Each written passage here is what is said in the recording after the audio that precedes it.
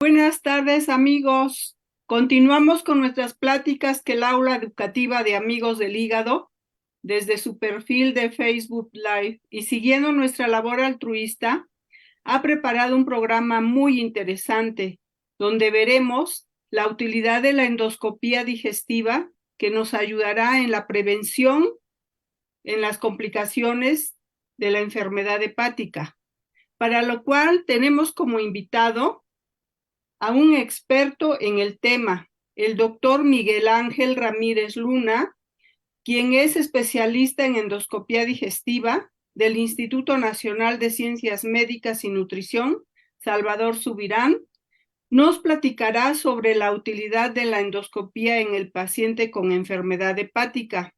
También tenemos como invitado a nuestro amigo José Margarito Sánchez Morales, quien nos compartirá su vivencia con las endoscopías. Al final podrán hacer sus preguntas sobre alguna duda. Las preguntas las coordina el doctor Jorge Luis Po, quien es internista hepatólogo clínico y director médico de Amigo, también de la clínica RMD en la Ciudad de México. Y pues le dejo la palabra al doctor Jorge Luis Po, quien nos ampliará esta presentación. Por favor, doctor Po. Gracias, Hortensia. Una vez más, nuestro segundo miércoles del mes, esta ocasión, por coincidir con el 10 de mayo, lo pasamos a este tercer miércoles del mes. Encantado de estar por acá y tenemos a dos invitados para este conversatorio. Yo quería pedirles que se presentaran a cada uno de ellos. Voy a empezar. Ya siempre, Margarito tiene el hábito de vernos como paciente. Ahora le toca a él ser protagonista, pero si pudieras narrar, Margarito, un poquito en forma breve quién eres y un poquito breve, sin entrar en los detalles de tu enfermedad. Nada más un poco breve, quién eres, tu edad, tu familia, para presentarte, por favor, Margarito. Sí, bueno, buenas tardes a todos, amigos del hígado. Mi nombre es José Margarito Sánchez Morales. Tengo una familia, tengo mi esposa y tres hijos.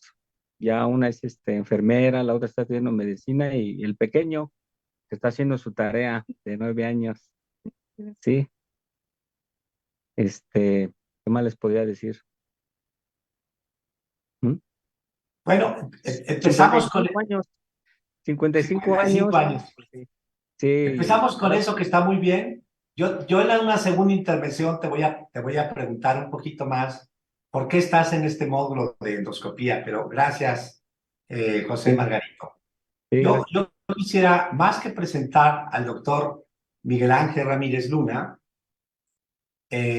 cuyo currículum aparece en toda la difusión que les comentamos y está disponible en nuestra página educativa, que nos narraras, por favor, Miguel Ángel, ¿por qué decidiste hacer gastro y endoscopía y por qué no ginecología o cirugía neurológica, en fin? ¿Por qué decidiste la endoscopía y la endoscopía y en particular tu área actual? Hola, muy buenas noches a todos. Muchas gracias por la invitación, Jorge. Buenas noches a todos, amigos que los veo ahí en la modernidad del Zoom. Ahora sí que son de las secuelas buenas de la pandemia. Una pregunta interesante que la he reflexionado. Mira, parece que nos pusimos de acuerdo, Jorge.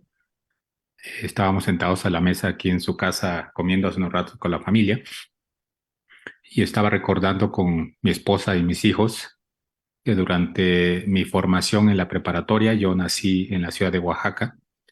Durante mi formación en la preparatoria, en el tercer año de la preparatoria, conocí a un médico que desafortunadamente ya falleció. Nos hicimos muy amigos y a él me acerqué, había afinidad, compatibilidad, y él me, pues obviamente preguntando las dudas del adolescente, qué quiere estudiar, dónde lo quiere estudiar, y él me orientó bastante y le vivo agradecido, la verdad.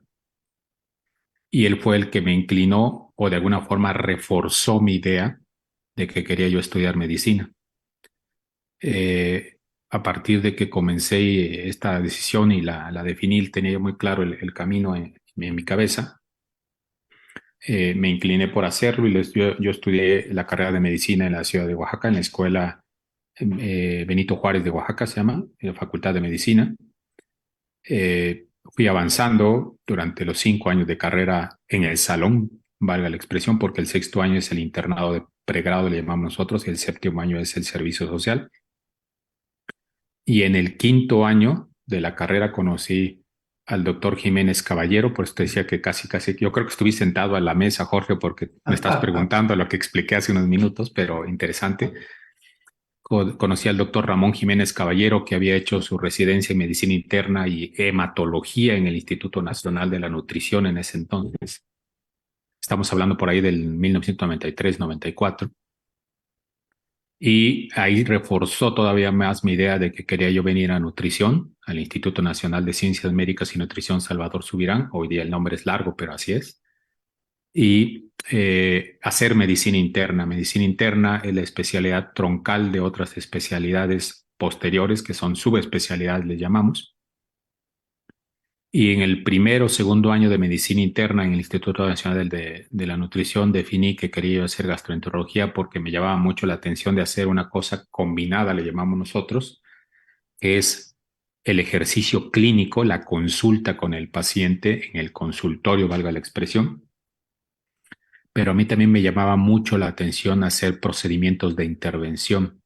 Siempre me ha llamado la atención hacer procedimientos de intervención en donde uno pueda, mediante el auxilio de sus manos, aunado a equipos de hoy día que te disponemos de alta tecnología, con cámaras de televisión que podemos abordar varios especialistas, la circulación del cuerpo, el corazón del cuerpo, pulmones, el mediastino, la cavidad que está entre los pulmones en el tórax, la cavidad abdominal mediante tubos, que hoy día le llamamos invasión mínima. Los cirujanos que conocimos, todos nosotros en nuestra carrera, que hacían incisiones grandes, el ejemplo típico es el trasplante de hígado, donde es una incisión prácticamente que atraviesa el abdomen de un lado a otro para exponer de manera conveniente el campo quirúrgico.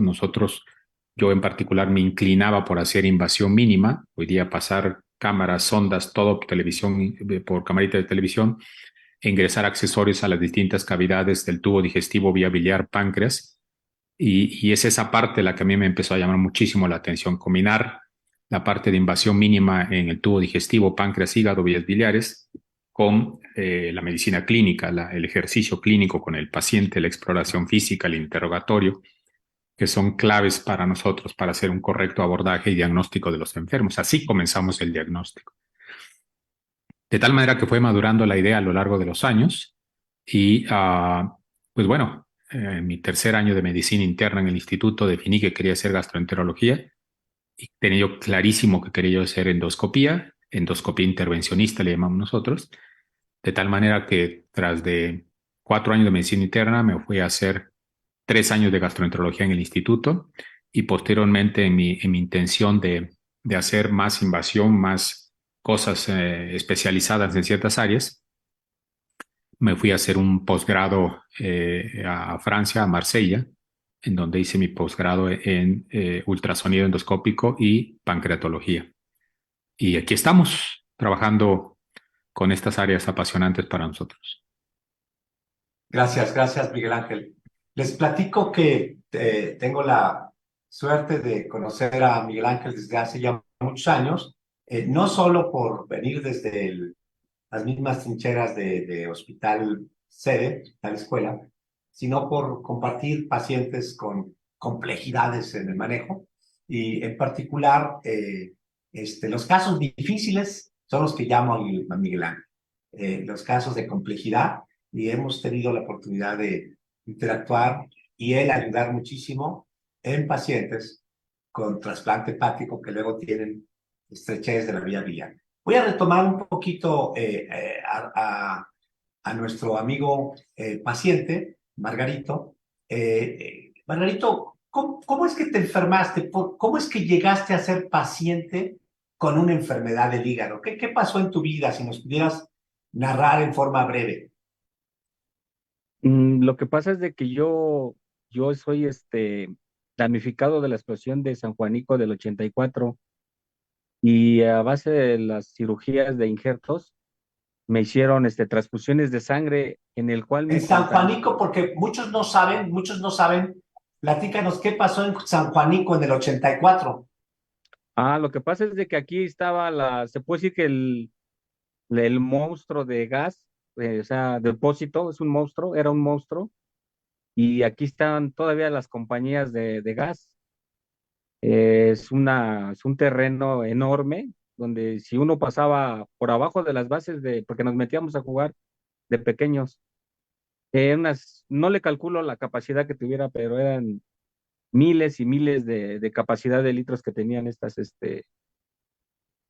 esferas, que eran unas Es esferas de gas. una central de abastecimiento de gas muy grande en el Estado de México, en un lugar de San Juanico. ¿Y qué pasó Sí, en el 84? lo que pasa es de que ahí tenían un quemador, el que fuga, como cuando se ven en los pozos petroleros, que siempre se ve una llama de fuego.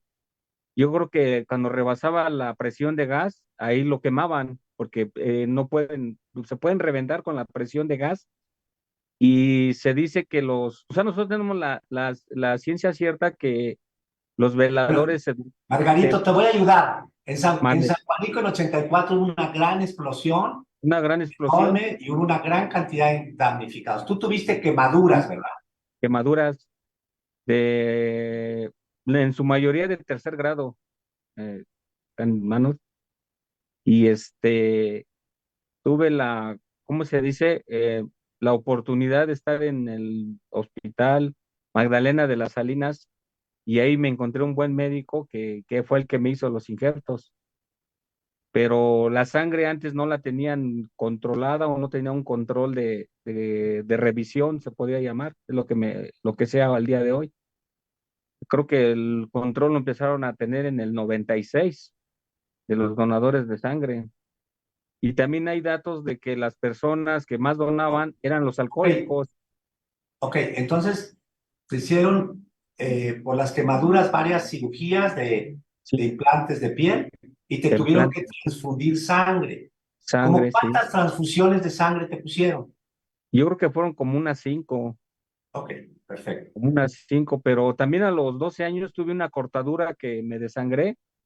Había un diagnóstico fueron ¿qué serán? 2 horas de desangramiento. Dicen que de milagro no, o sea, no morí. Ok. También tuve ahí también tuve transfusión de sangre a los 12 años. Ok, entonces al cabo del tiempo, después de estas intervenciones, ¿qué te detectaron, Margarito? No, pues a mí mi alta que me dieron porque todavía la tengo, la del seguro, yo salí que había padecido hepatitis, nada más así. Entonces, posteriormente, me dan de alta y me vuelven a internar, pero me mandan al hospital general. Y ahí me dice el que me iba a recibir que no me ingresaran porque me hicieron unos estudios donde se veía que yo no tenía la hepatitis.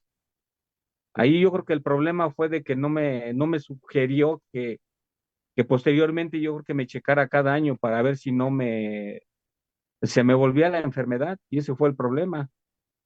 Ok, entonces para más o menos abreviar, Margarito, tú tuviste en 84 transfusión de sangre, Sí. accidentalmente te pasaron el virus de la hepatitis C, ¿y en qué momento te dijeron que tenías este problema de la cirrosis hepática? ¿Hace cuántos Este, años? fue hace 7 años, Hace 7 años. sí. O sea, estamos hablando que a ti te transfundieron, digo, a ti te sucedió el accidente y te transfundieron en 1984 y Entre hasta 84 y 85. 2014, 2015 fue que te diagnosticaron la enfermedad. Ujú. Yo lo que pasa es de que yo tenía síntomas de calambres, de recibía golpes y se me ponían unos moretones muy feos. Ok. Entonces, mi hija o sea, se puede decir que sí me arrastró a hacerme unos estudios y posteriormente ir con un doctor que era el de mi papá, un doctor también así como de su capacidad y usted así muy entregado a su vocación de médico. Y él me dijo, ¿sabes qué? Que tu problema es muy grave, es muy serio. Pero yo no sabía, o sea, dentro de la super ignorancia que tenía. Y Ok, pero entonces, para abreviar, Margarito, quiere mandé, decir sí, que más o menos como 20 años o más después de que te transfundieron, se dieron cuenta que tenías este problema del hígado, ¿de sí, acuerdo? sí, más de 20 Tuviste años. la demostración del virus de la hepatitis C. Entonces voy a volver a ratito de nuevo para que vayas pensando tu respuesta sobre cómo te trataron la hepatitis C para que nos las platiques. Voy a volver ahora al doctor Ramírez. Miguel Ángel, uno de los problemas, como tú bien sabes, en el paciente con cirrosis, que son muchos de los que nos están escuchando hoy, son las hemorragias de tubo digestivo por eh,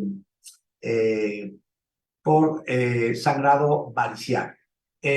La experiencia que tenemos es que una buena proporción de nuestros pacientes se atienden en el Seguro Social o en el ISSSTE. Y una de las primeras preguntas que surge para los pacientes es si el tener un vómito de sangre, hematemesis o melena, que es la evacuación negra, color chapopote prácticamente, si esto es o no una indicación de cirugía, de endoscopía de emergencia. Si nos pudieras comentar un Sí, poco cuál sería la recomendación médica, tanto nacional como internacional, cuando alguien tiene vómito de sangre.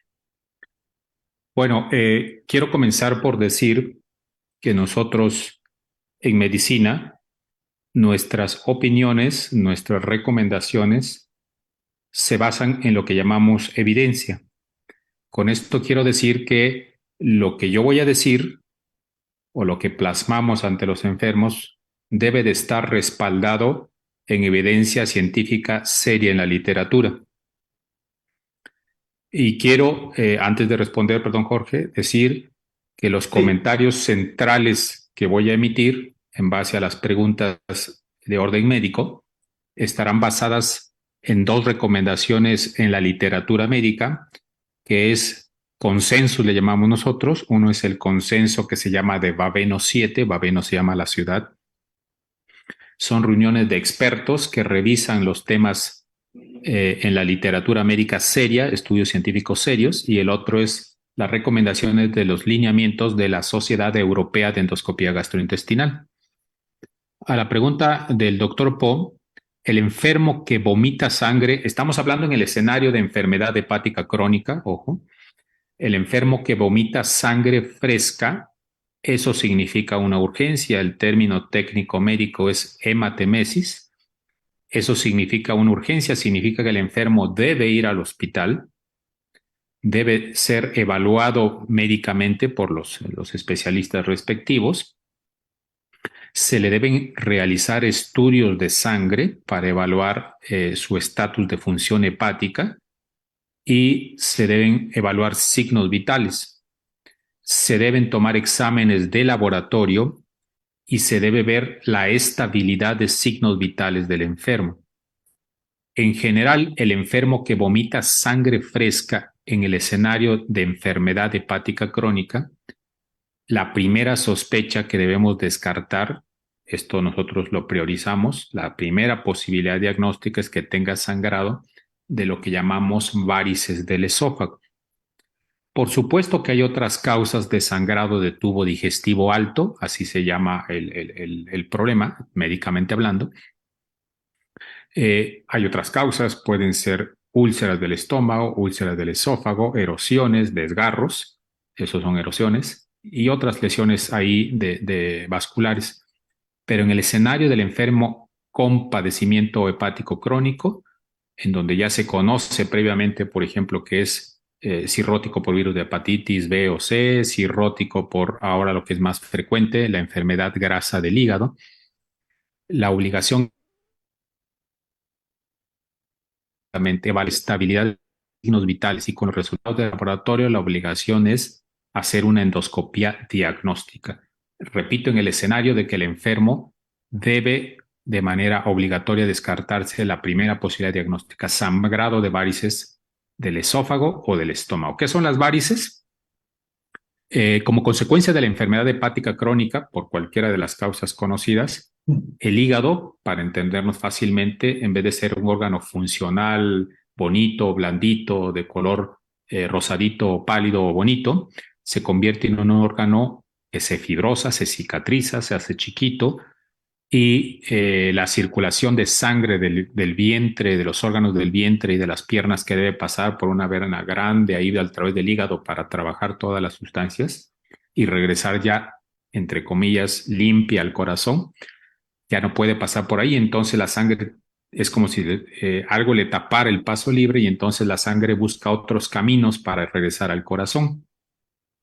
Esos otros caminos que toma la sangre es como si en vez de pasar por Calzada de Tlalpan, una avenida grandota, hay un trafical y entonces buscamos atajos por calles chiquitas y entonces a todos nos ha tocado que de repente las calles chiquitas están atoradas igual de carros. Entonces las venas chiquitas que normalmente no llevan tanta circulación, ahora llevan mucha circulación y crecen.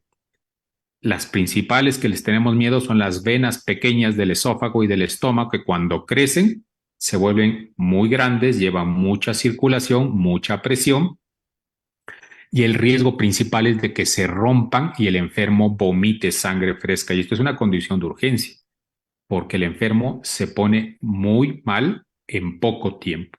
La intención de la endoscopía es, uno, hacer el diagnóstico, precisar la causa del sangrado, previo a tener estable al paciente, no es de que llega a urgencias y va directo a endoscopía, no.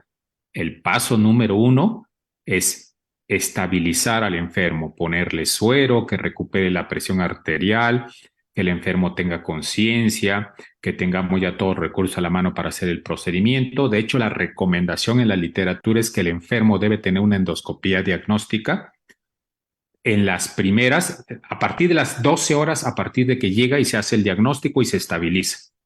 La indicación de los consensos es que 12 horas después de que llega el enfermo y se hace esta estabilidad, estudios, se le pone suero, se estabiliza, se hace el diagnóstico, se tienen los exámenes de laboratorio, el enfermo una vez estable, 12 horas después de que llega, debe ya hacerse una endoscopía diagnóstica.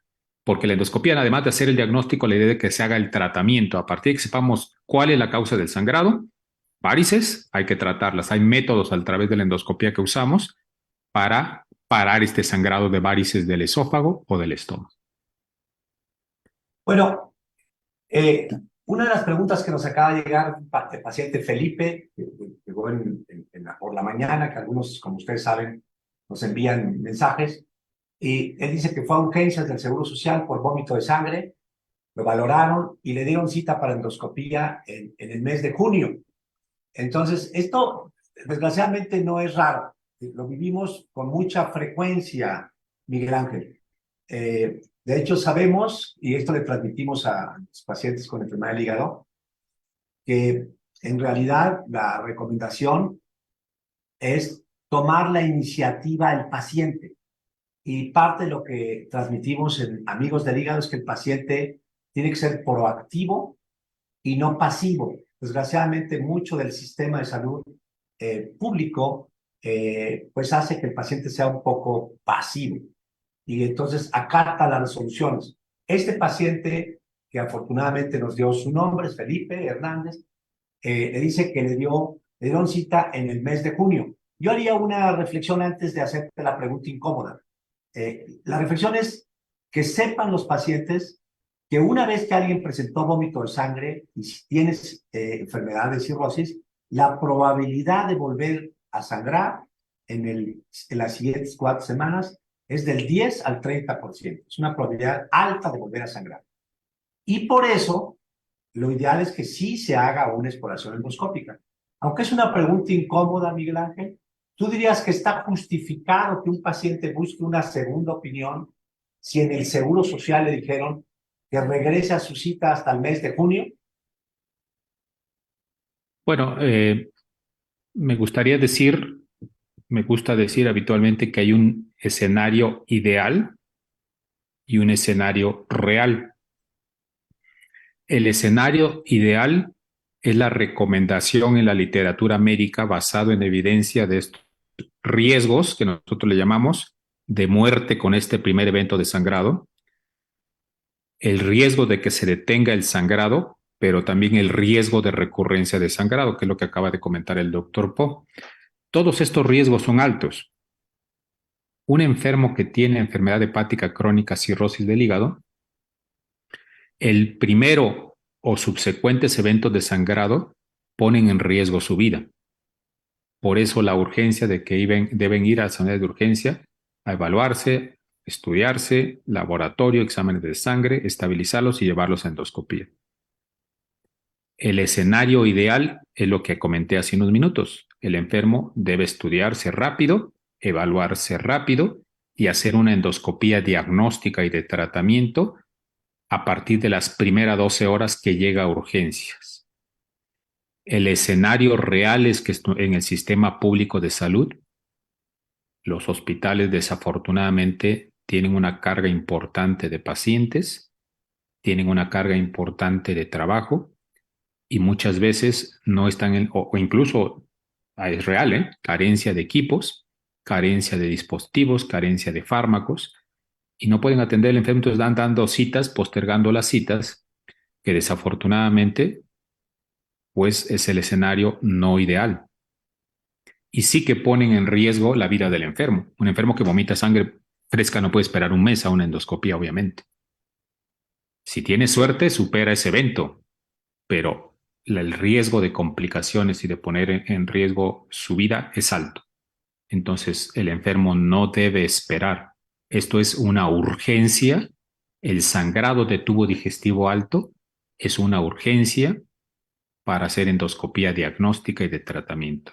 Es una urgencia que no puede esperar, no debe esperar. Bien, pues ya escucharon, hay siempre esta situación ideal y otra situación real, y en algún momento como seres humanos, como pacientes, tenemos que tomar decisiones propias, más allá del sistema de salud que nos cobija. Margarito, vuelvo a ti. Una vez que hicieron el diagnóstico esto de la enfermedad crónica del hígado por virus C, ¿te dieron algún tratamiento contra el virus C? No, no, bueno, de un principio no. De hecho, No, yo pero fui no a me la... refiero de un principio. ¿En algún momento te dieron tratamiento contra el virus C? Sí, así con usted, ya con los, así que ya con los análisis en mano, F4 y carga viral hasta el tope, con usted me traté y en el hospital de nutrición el doctor Aldo me propuso no sé si era el Harbone, en una cantidad, no sé si la puedo decir, 280,000 pesos, y otro que valía 200,000, el cual no estaba en mi alcance, o sea, pero sí lo tenía que conseguir. Posteriormente, por Fundepa, voy a Amigos del Hígado y lo conozco a usted, saco mi previa cita con usted y usted ve mis estudios y me dice, esto es para ayer, y usted me consigue el antiviral a ver si lo puedo pronunciar, Ledisparvir, Sofirvovir, que me consiguió de la India, un genérico, a 3 meses.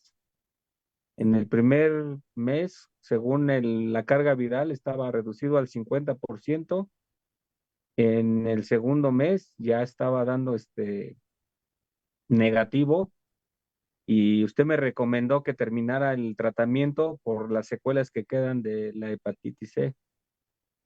Entonces, en 3 meses, logré dar negativo ya el virus eliminado en su totalidad, checándome las cargas virales. Bueno, ahí te complemento, Margarito, que en realidad el tratamiento que tenías en ese momento era de alto costo, como bien tú sabes, y probablemente lo que mencionamos fueron las opciones de que tú te pusieras las pilas para conseguir un medicamento genérico fuera del país. En aquel entonces se tenía que conseguir un permiso por la COFEPRIS para tener derecho al medicamento fuera del país, y como tú te pusiste las pilas, pues tú conseguiste el medicamento porque no te alcanzaba a conseguirlo como de patente, ¿no? Pero realmente el mérito de haber conseguido el medicamento fuiste tú, porque tú te moviste para hacerlo. Ahora, en la actualidad, como todo el mundo sabe, el tratamiento para el virus de la hepatitis C en el sistema de salud nacional es gratuito. Esta es la maravilla de los avances, y actualmente el acceso pues es al 100% gratuito para los pacientes que tengan derecho al Seguro Social, el ISSSTE, y los que no lo tengan también lo da el sistema de salud en hospitales como el Hospital General o el Hospital Juárez. Margarito, ¿tú ya viviste en algún momento estar confrontado con el hecho de tener varices? ¿Es correcto?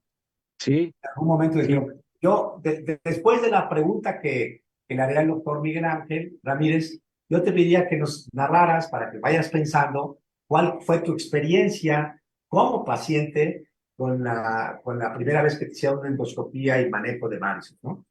Miguel Ángel, volviendo al tema de las varices esofágicas, es un tema muy candente para muchos de nuestros pacientes con cirrosis. Es el tema de cuántas sesiones de endoscopía una vez que les detectan las varices, con qué frecuencia y cuántas bandas se tienen que hacer. Son preguntas muy concretas, pero son preguntas donde varios pacientes nos han hecho llegar sus preguntas, ¿no? Ya les diagnosticaron varices grandes y entonces están angustiados. Tengo varices grandes, tengo que hacer algo. Y entonces casi siempre hablamos de un tema de erradicación de las varices grandes para reducir el riesgo de una hemorragia accidental o fortuita. Entonces yo te pediría si pudieras abordar en los siguientes minutos cuántas sesiones se requieren en promedio de endoscopía para lograr una erradicación de varices grandes, con qué frecuencia y generalmente cuántas bandas se requieren o ligas. Para darle continuidad al comentario de mi última intervención, decíamos entonces que estas venas crecidas que aparecen en el esófago y el estómago por aumento de la circulación recuerdan mucho a las varices de las piernas. Son trayectos venosos grandes, gordos, tortuosos. Si la endoscopía demuestra que el sangrado es de la varice rota, Para fines prácticos es como si le hiciéramos un hoyito y por ahí se está saliendo el chorro de sangre y es lo que motiva el vómito de sangre del enfermo. La indicación de endoscopia, ya vimos la causa, una varice con ruptura. La indicación es hacerle tratamiento. Entonces lo que hacemos es un procedimiento que se llama ligadura. Significa hacerle un nudo, valga la expresión, a esa varice en el justo sitio donde está el orificio de ruptura o discretamente por abajo de él, anudar la varice mediante la colocación de una banda de plástico que ahorca la circulación de la varice y con ello tapa la circulación de sangre y al paso de algunos días, dentro de esa varice, un coágulo, la trombosa le llamamos, y después la cicatriza, en vez de ser un cordón por donde circula sangre a alta presión, se vuelve un cordón de cicatriz. Para que la endoscopía con ligadura logre parar el sangrado, el primer evento de sangrado, a lograr que el enfermo haga un cordón, en vez de una varice con flujo de sangre, un cordón de cicatriz, le llamamos sesiones que tiene que recibir varias el enfermo. La primera sesión es donde se detuvo el sangrado. Habitualmente en esta primera sesión, en 2 a 4 semanas, hacemos la segunda sesión, que tiene por objetivo tratar las varices que quedan con riesgo de ruptura o de alto riesgo, le llamamos nosotros. Volvemos a hacer colocación de estas bandas sobre los trayectos de varices. Habitualmente ponemos entre 4 y 5 bandas, a veces más, es lo poco frecuente, promedio es 4 a 5. 2 a 4 semanas volvemos a ver el enfermo. En promedio, entre 3 a 4 sesiones de ligadura endoscópica logramos que el trayecto de la varice con flujo a alta presión se convierte en un trayecto fibroso, un cordón de cicatriz donde ya no lleve sangre. De la primera a la sesión que logramos eliminar las varices, en promedio, les digo, son 3 a 4 sesiones de ligadura endoscópica. Una vez de que se eliminan las varices, que corroboramos por endoscopia que son cordones de cicatriz, la siguiente revisión es en 3 meses. Si sigue sin varices, si no han vuelto a crecer, la siguiente revisión es en 6 meses. La siguiente al año. Si en alguna de estas sesiones de endoscopía de revisión se demuestra que una varice volvió a crecer, se vuelve a ligar. Entonces hay un esquema de erradicación y de seguimiento después de eliminar, de erradicar las varices. Gracias de nuevo, Miguel. Ángel, hay varias preguntas de algunos pacientes que están con inquietud. Una es Silvia Pérez, que dice: tengo miedo de hacer una endoscopía, me dicen que es muy dolorosa. Ricardo Fernández dice que ¿qué podría salir mal en una endoscopía? Julio Ramos dice que tiene las plaquetas muy bajas, no nos puso cuántas, pero que si eso es una contraindicación para una endoscopía. Y digo, estas son 3 preguntas muy concretas de pacientes con problemas reales. Y antes de abordar la respuesta, yo te pedía que nos des un par de minutos, Mike, y a Margarito. Margarito, ¿cómo te fue cuando te tuvieron que hacer endoscopía? ¿Qué recuerdas de la endoscopía que te hicieron? Y ¿cuál es tu experiencia al vivir en endoscopía? Me refiero que tú entendiste que era necesaria, pero ¿cuál fue tu experiencia? Bueno, en primer lugar, yo no sabía que era endoscopía. Mi hija sí sabía y me aventó al ruedo sin saber, porque si me platicaba que si era doloroso, que a lo mejor ya no quería yo ir, pero dentro de lo que yo, mis ganas de vivir y sanar, pues sí me hice el fuerte. Pues ya cuando me hicieron la primera sesión y sí me descubrieron que sí yo tenía, ahora sí que varias varices.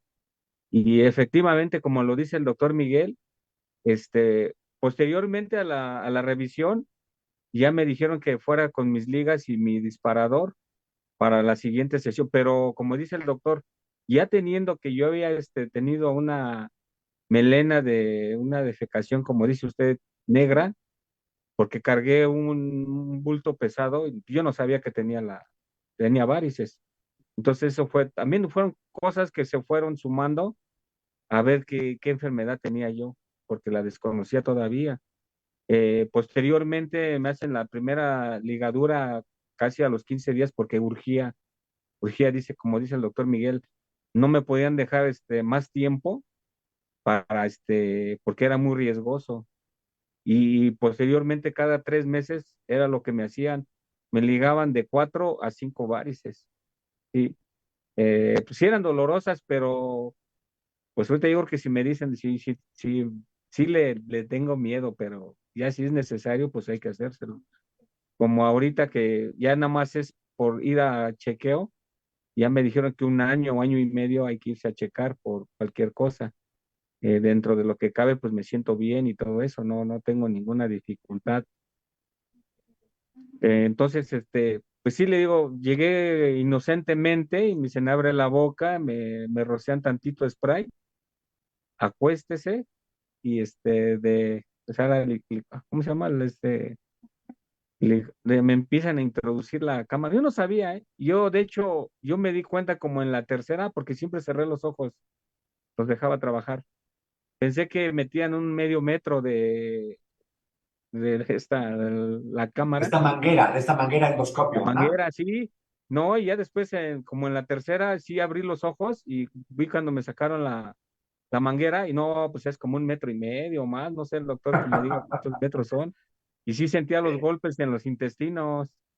Y hasta luego me decían que había yo comido, que todavía tenía algo ahí aparte de la dieta, lo me dicen, mire, comiste calabacitas.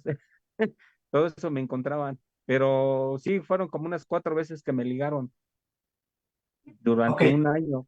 La dieta blanda que posteriormente me recomendaban de comer gelatina, líquidos, mi esposa me molía la comida para que no fuera yo a desgarrar, las ligaduras.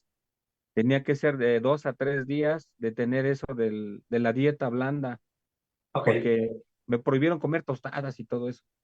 Sí, Gracias, Margarito. Entonces, tú lo recuerdas como un poco dolorosa, pero tolerable y pudiste salir adelante con varios procedimientos. ¿Algún comentario adicional, tal vez de las preguntas que hicieron estos pacientes, Mike?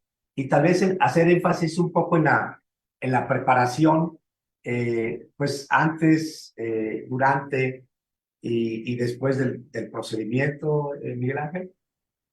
Y claro, ah, el enfermo que va a ir a una endoscopía, quiero plantear dos escenarios. Uno es bien diferente, por cierto. Uno escenario es el enfermo que va con sangrado activo, vomitando sangre fresca, hemorragia aguda de varices. Y otro es el escenario de Margarito que fue a endoscopías electivas programadas en este programa de erradicación de varices, en donde él no va vomitando sangre, pero va a una endoscopía de revisión para ir en su programa de erradicación endoscópica de varices del esófago. Y digo, son escenarios distintos porque obviamente el enfermo que va vomitando sangre fresca, uno y el enfermo prioriza. Uno tiene que hacer un abordaje rápido. Entonces, el enfermo que va vomitando sangre, la mayoría de las veces se le intuba una sonda a la vía respiratoria para evitar el riesgo de que esa sangre vaya a la vía respiratoria y complique la evolución del enfermo con una infección respiratoria. Tenemos anestesiólogos que lo sedan completamente para que trabajemos, que lo intuban, enfermo intubado y sedado, estabilizado en sus signos vitales, con sangre, con suero, es el enfermo que ya debe ir a endoscopía para diagnóstico y tratamiento. Ese es un escenario en donde las condiciones son bien distintas del escenario electivo que platica Margarita. Voy a profundizar más en el escenario electivo porque creo que es el que reviste más importancia para los enfermos que estamos ahora observándonos. El enfermo debe ir con 8 horas de ayuno, acompañado de un familiar, con estudios recientes de sangre para evaluar el estado actual de la función hepática y de otros parámetros de función renal, etcétera, que cobran importancia. Y entonces vamos a la endoscopía con 8 horas de ayuno. El escenario hoy día ideal desde mi punto de vista es el enfermo que debe ponérsele un suero en la vena del brazo, por donde un anestesiólogo que nos acompaña debe sedarlo para el procedimiento. El enfermo debe estar dormido para que él esté cómodo y nosotros trabajemos cómodos. Un enfermo hoy día que solamente se le pone un spray de gilocaína en la garganta para trabajar en una endoscopía de tratamiento de varices, es un enfermo que va a sufrir durante el procedimiento y que nos va a hacer sufrir a nosotros porque vamos a estar trabajando incómodamente, el enfermo moviéndose, arqueando, eructando, con hipo. Se pueden imaginar que un enfermo que vamos a ligar un trayecto que tiene sangre adentro, si el enfermo se nos mueve en ese momento, podemos desgarrar la varice y entonces empeora la situación. Idealmente el enfermo debe ser sedado por anestesiólogo con suero. Todos los enfermos de todos los procedimientos en medicina, en este caso en particular endoscopía, se le tiene que explicar qué es el procedimiento antes de realizar, cuáles son los objetivos del procedimiento, cuáles son los riesgos del procedimiento, cuánto dura el procedimiento, cuáles son los cuidados pre y post procedimiento. Es un procedimiento que he hecho en las condiciones convenientes, un procedimiento que dura de 20 a 30 minutos. El enfermo pasa a una sala de recuperación, despierta y lo mandamos a casa. Después de mandarlo a casa, una vez hecha la sesión de ligadura, el enfermo debe tener una alimentación progresiva en los siguientes 5 días. El primer día, habitualmente le recomendamos dieta líquida. No puede comer cosas sólidas porque hagan de cuenta que las varices ligadas protruyen hacia la luz del esófago. El esófago es un órgano que tiene una luz promedio de 1.5 a 2 centímetros de diámetro. Estas varices ligadas protruyen hacia la luz del esófago como racimos de uvas, así se ven las varices ligadas, y que ocluyen la luz del esófago, entonces el enfermo no puede comer tostadas, totopos, pan, emoladas, enchiladas, no, así no se puede. Pues habitualmente el primer día le recomendamos dieta exclusivamente líquida. Puede tomar algo de yogur, puede tomar licuados, no cítricos, no irritantes, no picante. Si todo va bien, porque a veces el enfermo puede despertar incluso con dolor atrás del pecho, dolor precordial le llamamos nosotros, retroesternal, porque sí genera dolor a veces la ligadura, pero la minoría de las veces. Entonces habitualmente mandamos a casa al enfermo con dieta líquida el primer día. Si todo va bien, al segundo día puede tomar dieta blanda y a partir del tercer día dieta normal si no tiene síntomas. Si el enfermo tiene síntomas, se detiene un día más con la dieta líquida, un día más con la dieta blanda y vamos progresando. Pero lo que es claro es que no puede tomar o comer cosas cortantes, tostadas, cosas duras, no, porque se puede atorar. Hemos tenido enfermos que llegan con impactación alimentaria, que tienen que ir a la endoscopia ahora no para tratar las varices, sino para desimpactar el bolo de alimento que está atorado a nivel de las varices ligadas, ¿no? Y bueno, si todo va bien, progresamos. Al quinto día el enfermo está comiendo dieta normal y sin esta cosa de cosas duras, cortantes, afiladas, y con cita a la siguiente sesión de endoscopía en 2 a 4 semanas. Perfecto, gracias. Hay como 5 preguntas que voy a hacerlas como breves para que pueda hacer respuestas breves, Mike, pero de paso están muy interesados yo en recibir alguna respuesta. Cristi Hernández dice: buenas tardes, yo soy paciente de cirrosis biliar primaria e hipertensión portal. En diciembre tuve un sangrado, me ligaron 4 varices y el 2 de mayo pasado fueron otras 3 varices ligadas y para el día 30 de junio tengo otra endoscopía. ¿Qué posibilidades hay de tener necesidad de más endoscopías? El primer problema que veo aquí es que de diciembre a mayo pasaron varios meses. Mucho tiempo. Entonces, si el enfermo no es instruido de manera estricta que debe ir a sus siguientes sesiones de entre 2 a 4 semanas, si ese tiempo se alarga, las varices vuelven a crecer y regresamos al inicio. Es decir, si nosotros somos estrictos en el seguimiento, 2 a 4 semanas siguiente endoscopía para evaluación y ligaduras de varices, 2 a 4 semanas, ese es el programa estricto con el cual duran de 3 a 4 sesiones para eliminar las varices y avanzamos y somos eficaces en el tratamiento. Pero si hacemos la siguiente revisión en 3, 4 meses y la siguiente en 2 meses, no, pues se vuelve un caos y el enfermo puede tener 7, 8 sesiones porque no estamos cumpliendo el régimen estricto de tiempo para erradicación, el programa de erradicación de varices. Entonces aquí estamos fallando en que no estamos citando correctamente en tiempo al enfermo para avanzar, progresar en un tiempo estricto en la erradicación de varices, ¿no? Ok, gracias. Malena Quintero, creo que es un problema paralelo, pero lo voy a leer. Dice, tengo hepatitis autoinmune, me realicé un ultrasonido hace 17 días que dice que reporta esteatosis hepática grado 2, pero en la interpretación hacen notar que tengo dilatación de la vena porta. Y su pregunta dice si podría haber una correlación entre el hígado graso e hipertensión portal sin cirrosis. Dice que su reumatólogo no cree que tenga hipertensión portal por el corto tiempo, pero le gustaría tener más información sobre hipertensión portal sin cirrosis. Bueno, es una pregunta un poquito técnica. Voy a intentar explicarla en términos comunes.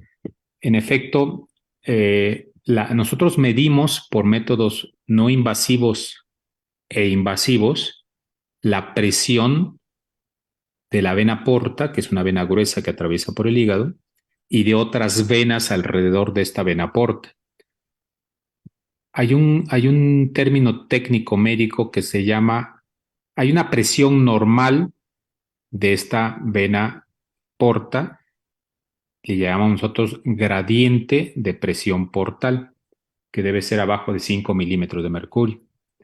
Cuando esta presión sube hasta 10 milímetros de mercurio, le llamamos una presión gradiente de presión portal clínicamente significativa. Y cuando sube arriba, perdón, la redundancia, de 12 milímetros de mercurio, ya sí es una presión con riesgo de desarrollar complicaciones. Varices, líquido en el vientre, ascites, varices en el esófago, en el estómago, con riesgo de ruptura. Es decir, ¿puede aumentar la presión portal con tener solo hígado graso? Sí, pero obviamente entre más afección del hígado por hígado graso exista, la presión va también subiendo. Nosotros evaluamos, es decir, podemos tener hígado graso solo, pero también fibrosis. Y la fibrosis le graduamos de un grado leve, F1, más avanzado F2, más avanzado F3, más avanzado F4. Es una pregunta técnica, pero nosotros tenemos estudios invasivos y no invasivos para evaluar el grado de rigidez, de elasticidad hepática, que correlacionan bien con el grado de presión portal.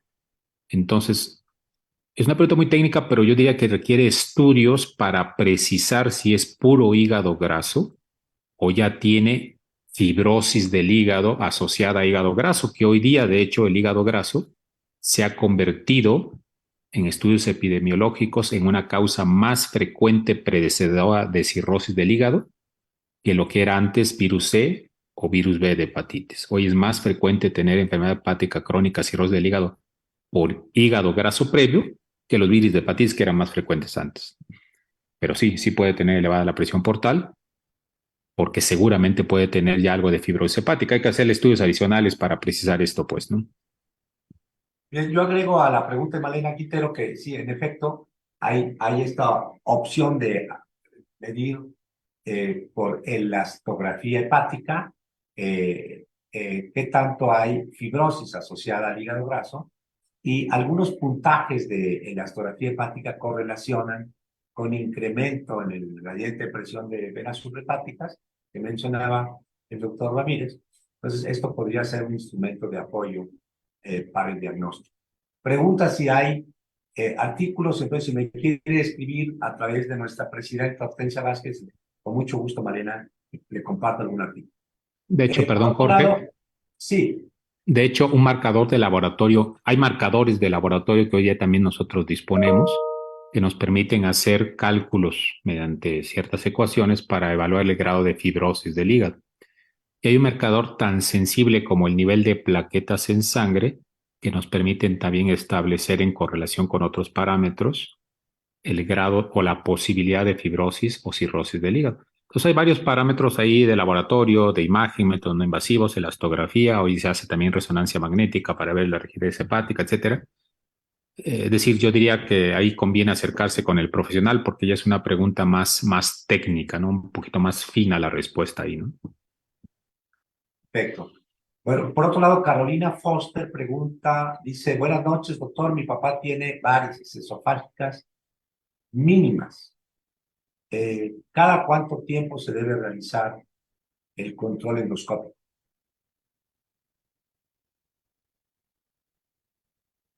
Bueno, debo decir que es una pregunta también un poco técnica en el sentido de que hoy día nosotros evaluamos el tamaño de las varices, qué tan anchas de diámetro son, y el otro criterio es si tienen ciertos datos de alto riesgo de ruptura. Entonces, de acuerdo a una clasificación de Babeno que nosotros usamos, esta ciudad italiana que les platicaba, donde se hizo este consenso de expertos, en el consenso de expertos se acordó que el tamaño de las varices se va a nombrar así: varices pequeñas, medianas y grandes. En general, el corte de tamaño que nosotros evaluamos endoscópicamente es 5 milímetros. Abajo de 5 milímetros son varices pequeñas.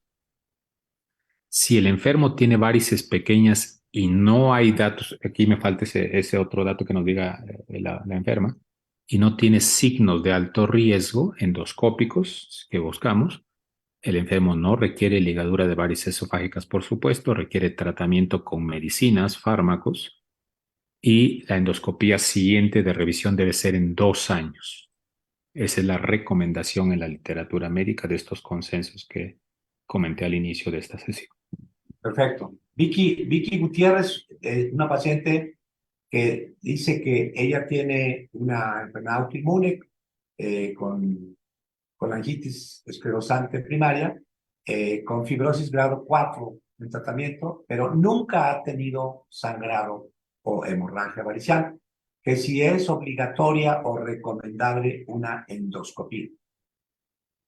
Entonces, la recomendación en la literatura es que los enfermos deben tener estudio de laboratorio y un método no invasivo para evaluar la elasticidad del grado de rigidez hepática, basado en 2 criterios. La rigidez hepática nosotros la cuantificamos mediante este método no invasivo que se llama elastografía. Es un aparato que mide, se pone el transductor, se llama el aparatito en el costado derecho del enfermo y nos evalúa mediante varias tomas el grado de rigidez hepática. Ya hay cortes, hay parámetros, hay números. Si el enfermo tiene menos de 10 kilopascales, se llama, y plaquetas arriba de 150,000 en la determinación de laboratorio, su riesgo de enfermedad hepática crónica y de varices es bajo. Pero si el enfermo tiene una rigidez hepática arriba de 20 kilopascales, perdón, ellas son detalles técnicos, pero así va la pregunta. No, pero ellos saben, los pacientes saben. Arriba de 20 kilopascales y con plaquetas abajo de 125,000. Este primer enfermo que cité, perdón, con rigidez abajo de 20 y plaquetas arriba de 150,000 no requiere endoscopía. La indicación es darle fármacos nada más para bajar la presión portal. Si el enfermo tiene por elastografía rigidez arriba de 20 kilopascales y plaquetas abajo de 150,000, la indicación es hacer una endoscopía para evaluar la presencia de varices del esófago, porque es este subgrupo de enfermos con estos criterios precisos de números los que están en riesgo de desarrollar hipertensión portal clínicamente significativa y desarrollar varices. ¿Con qué objetivo se hace la endoscopía? Para identificar varices con riesgo alto de sangrado.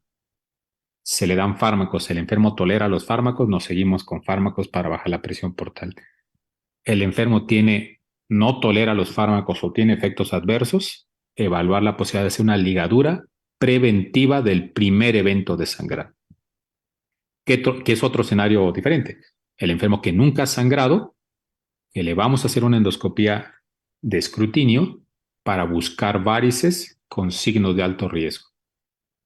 evaluar si el enfermo responde a fármacos, tiene efectos adversos, va a ligadura endoscópica. Pero este es el subgrupo de enfermos que requiere endoscopía. Es decir, se tiene que hacer una elastografía hepática y exámenes de laboratorio para seleccionar estos enfermos que requieren endoscopía. Ella misma, la paciente, dice que si el proceso es ambulatorio debe ser hospitalizada. La endoscopía es de Electiva, llegar la e ir endoscopía electiva. electiva. Sí, la endoscopía electiva es de llegar programado en las condiciones que dijimos hace un rato. Se le hace el procedimiento, se le seda, despierta una hora y media y se va a su casa. Es de estancia corta. El enfermo llega y se va a casa después de 3 horas aproximadamente. Sí, yo creo que eso responde también a una de las preguntas de Fernando Barrios, que si puede manejar después de la endoscopía. Bueno, siempre hay efectos residuales. Si al enfermo lo sedamos con anestesiólogo, con fármacos, siempre hay un efecto residual de los fármacos. Entonces el enfermo tiene reflejos disminuidos, puede tener una somnolencia adormilado residual. Entonces no debe manejar, no debe hacer actividades de precisión, debe regresar acompañado a casa por un familiar y destinar la mañana del procedimiento, generalmente lo hacemos por la mañana, para regresar a descansar a casa. La tarde de ese día puede hacer sus actividades y su vida normales. Okay. Hay dos preguntas más por aquí muy relacionadas. Una es de Mauro Domínguez, que dice que aunque entiende que todo esto es muy seguro y en la época actual y sin complicaciones, pero si hay posibilidad de algún desgarro en el tracto gastrointestinal. Y otro paciente que nos pone que es Moonfabi, que en el escenario de tener que intubar, creo que se refiere al escenario de una hemorragia aguda, grave, si hay riesgo de, al intubar o al hacer la endoscopía, de pasar alguna bacteria o algún virus. Bueno, el enfermo que va con sangrado activo a una endoscopía, no es que a alguien externo le vaya a pasar virus. Bueno, ya pasamos la etapa COVID, pero en la etapa COVID todos teníamos miedo de que unos a otros nos pasáramos bichos, ¿no? Del paciente para el médico y del médico para el paciente. Pero créanme que nosotros tenemos memoria de unos escenarios dantescos. Íbamos a los hospitales, nutrición fue un hospital COVID, íbamos a los estudios, éramos astronautas, nos vestíamos todos, protegíamos lo mejor al enfermo para evitar la infección bidireccional y ahí era nuestro principal riesgo. Pero en condiciones sanitarias convenientes, en hospitales convenientes, con el entorno de multidisciplinario de especialistas que trabajan de manera conveniente, la posibilidad de transmisión de paciente a médico, médico a paciente es baja, pero existe. Por supuesto que el enfermo que es virus C y que estamos nosotros trabajando los médicos o viceversa, hay posibilidad de infección porque estamos teniendo contacto con fluidos, ¿no? Fluidos orgánicos. Pero incluso el paciente mismo, al momento de hacer una endoscopía, un evento de sangrado agudo, el paciente mismo puede permear, pasar bacterias de su tubo digestivo a la sangre. Es decir, hacen bacteremias coexistentes con el evento de sangrado agudo. Por eso la recomendación es que los enfermos deben recibir de cajón antibióticos por la vena durante el evento de sangrado y después de él, con la finalidad de disminuir la chance de que esta permeación, ese traspaso de bichos del tubo digestivo del enfermo a su sangre y que esto colonice otros órganos existe. Con los antibióticos que se deben administrar como parte del tratamiento colateral, se reduce significativamente este riesgo. Riesgo de la endoscopía existe. Todo procedimiento de intervención y más un evento de sangrado agudo tiene riesgos. Riesgo de complicaciones, riesgo de falla de otros órganos, del riñón, de los pulmones, de infecciones a nivel de otros órganos. El riesgo de muerte existe.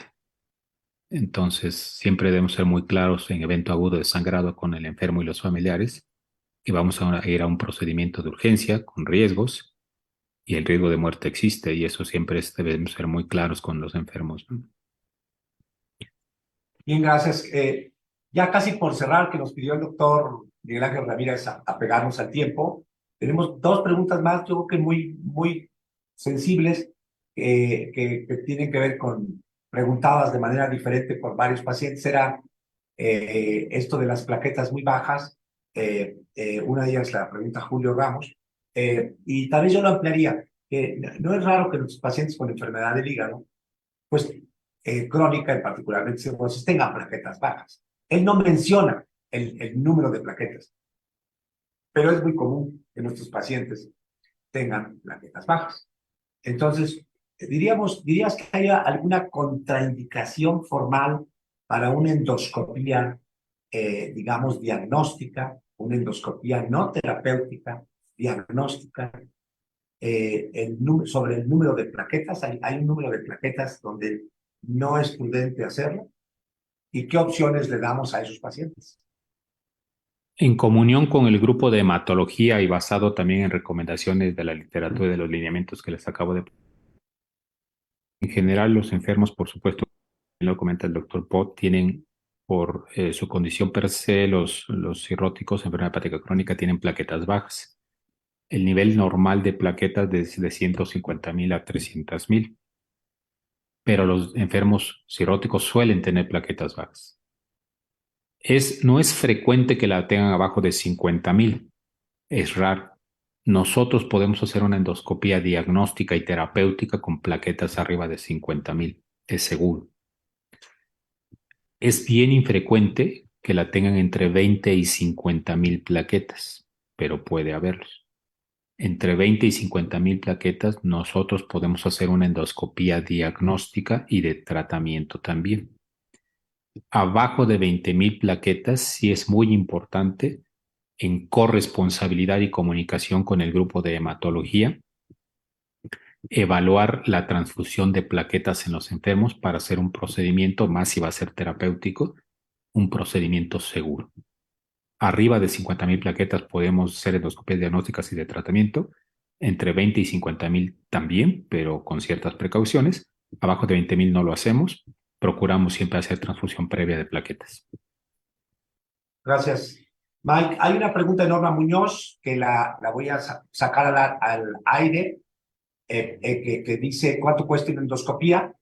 No tienes que responderla. Yo habitualmente les digo que es un tema ya muy particular. El doctor Miguel Ángel Ramírez nos ha dado pues su correo de contacto, y a través de nuestra presidenta pueden contactarlo con mucho gusto. Margarito,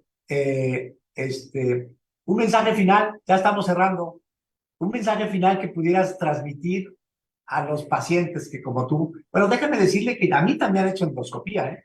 A mí me han hecho endoscopía no por enfermedad hepática, sino por síntomas de enfermedad por reflujo, y he vivido lo que es una endoscopía y una colonoscopía, como un paciente más, pues comprometido con entender por qué tenemos los síntomas y tratando de encontrar solución a mi problema, ¿no?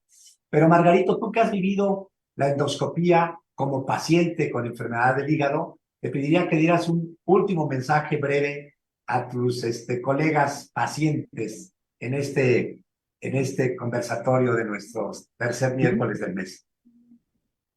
Pues primero que nada, que se atiendan, que no dejen de estar sus citas con el médico y llevar todo al pie de la letra, como dice usted, con apego, porque eso es lo que me ha llevado a mí a salir adelante con las condiciones que me sugiere usted, ¿no?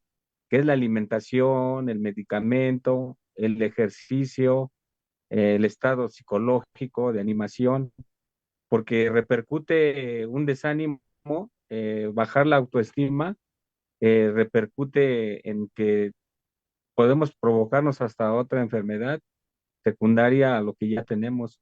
Entonces, estar en un estado de ánimo pues muy, muy fuerte y llevar los 4 pasos de apego que usted siempre me ha recomendado. Los repito: el medicamento, el alimento, el ejercicio, el estado emocional, psicológico e inclusive espiritual, y todo con apego, ¿sí?